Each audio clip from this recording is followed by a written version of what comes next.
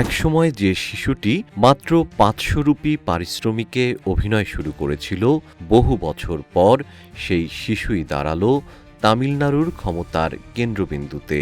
তিনি আর কেউ নন, দক্ষিণ ভারতের কোটি মানুষের হৃদয়ের রাজা থালাপতি বিজয়।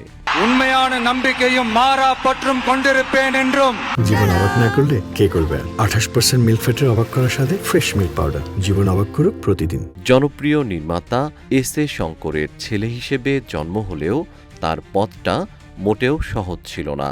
ছোটবেলায় ভেট্রি ছবিতে শিশুশিল্পী হিসেবে অভিনয়ের জন্য পেয়েছিলেন মাত্র ৫০০ রুপি। সেই সামান্য পারিশ্রমিকের ছেলেটি একদিন হয়ে উঠবেন তামিল রাজনীতির সবচেয়ে আলোচিত মুখ।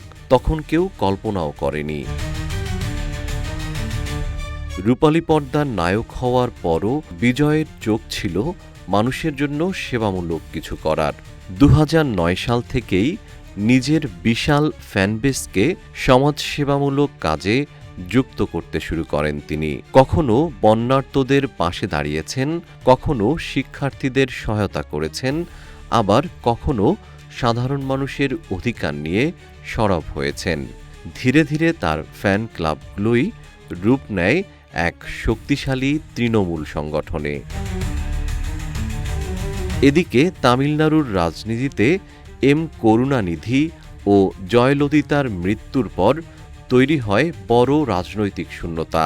ঠিক সেই সময়ই রাজনৈতিক ময়দানে নামার সিদ্ধান্ত নেন থালাপতি বিজয়।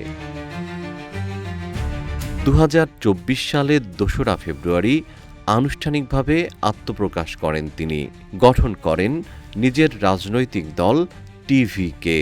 তখনই ঘোষণা দেন ২০২৬ সালের বিধানসভা নির্বাচনে অংশ নেবেন। তারপর শুরু হয় উত্তেজনা, হিসাব নিকাশ আর টানটান রাজনৈতিক নাটকীয়তা। নির্বাচনে বিজয়ের দল পায় ১০৮টি আসন, কিন্তু সরকার গঠনের জন্য দরকার ছিল ১১৮ বিধায়কের সমর্থন। কয়েকদিন ধরে অনিশ্চয়তা ঘিরে রাখে পুরো তামিলনাড়ুকে। শেষ পর্যন্ত কংগ্রেস, সিপিআই, সিপিআইএম, বিদুথালাই চিরুথাইগাল কাচ্চি ও ইন্ডিয়ান ইউনিয়ন মুসলিম লীগের সমর্থন পেয়ে জোটের সংখ্যা পৌঁছে যায় ১২০-এ। অবশেষে সব জল্পনার অবসান ঘটে ১০ মে সকালে। চেন্নাইয়ের জওহরলাল নেহরু ইনডোর স্টেডিয়ামে লাখো সমর্থকের উচ্ছ্বাসের মধ্য দিয়ে মুখ্যমন্ত্রী হিসেবে শপথ নেন থালাপতি বিজয়। সিনেমার পর্দায় অসংখ্যবার নেতা হয়েছেন তিনি, কিন্তু এবার তা আর অভিনয় নয়, বাস্তবের মঞ্চে কোটি মানুষের আশার প্রতীক হয়ে ক্ষমতার আসনে বসলেন একসময়ের সেই ৫০০ রুপির শিশুশিল্পী। জিএম শিহাব, রূপালী বাংলাদেশ।